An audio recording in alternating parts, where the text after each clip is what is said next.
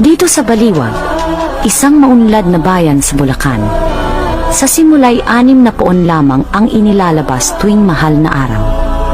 Sa paglipas ng panahon, unti-unti itong nadagdagan. Napakalayo na sa sinaunang prosesyon ang mapapanood ngayon sa Baliwag. Higit na marami at malalaki ang mga poon ngayon. Hindi na sa balikat ng mga tao nakasakay ang mga ito, at napakarangya ng bihis ng mga poon. Ang prosesyon sa Baliwag ay isang napakarangyang paglalarawan ng paghihirap ni Hesukristo, ang dukhang Mesiyas mula sa Jerusalem.